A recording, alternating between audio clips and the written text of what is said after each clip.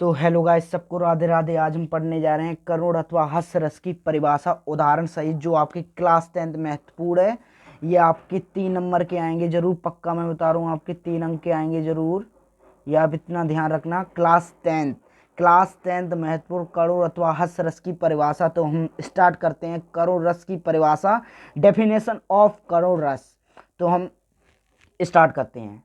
जहां पर पुण्य मिलने की आशा समाप्त हो जाती है, करुण रस कहलाती है। जैसे छाती पीटना, रोना, भूमि पर गिरना आदि का भाव व्यक्त होता है, और किसी प्रिय व्यक्ति के चिर विरह या मरण से जो शोक उत्पन्न होता है उसे करुण रस कहते हैं। देखो, चिर विरह का यह मतलब है मरण से जो शोक उत्पन्न होता है। अभी मरण माने होते किसी की मृत्यु। अब किसी तुम्हारा दोस्त कोई पीट रहा हो तो तुम जाओगे उसकी मदद करने। अब किसी की मृत्यु हो गई तब भी तुम जाओगे। तो अंदर जो हृदय के अंदर जो शोक उत्पन्न होता है उसे हम करुण रस कहते हैं। अब हम एक उदाहरण से इसको जानते हैं। तो इसका उदाहरण लेते हैं। इसका उदाहरण ये है, करी बिलाप अनेक प्रकार, बारी भूमि तल बारी बार। इसका यही अर्थ है।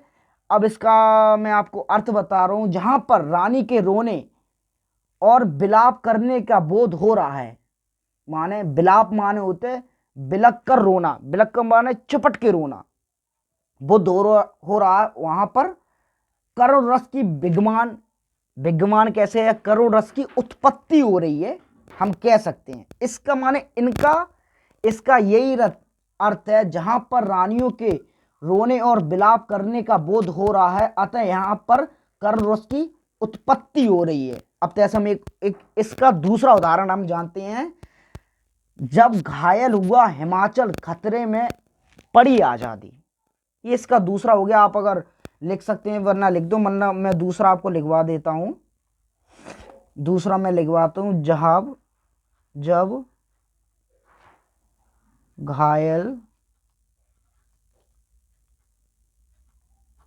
जब घायल हुआ हिमाचल,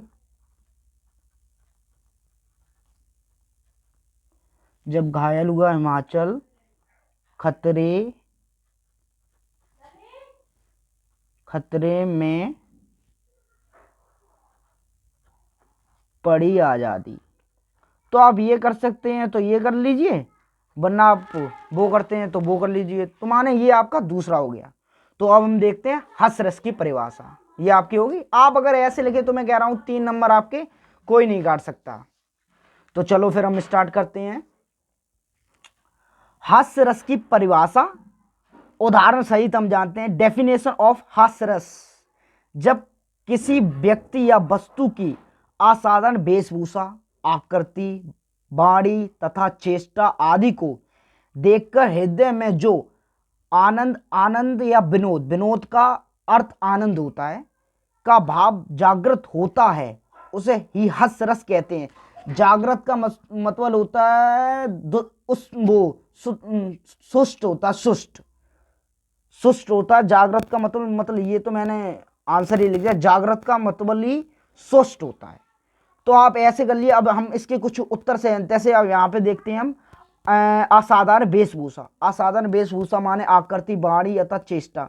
माने कोई अगर कैसा भी बोलता है, उसका चेहरा कैसा है, माने चेहरा देख के या किसी को कुछ कर रहा हो देख के जो हृदय में विनोद का मतलब होता है आनंद माने कुछ काम करने से हमें आनंद या हंसी आ रही है। एक उदाहरण से हम जानते हैं।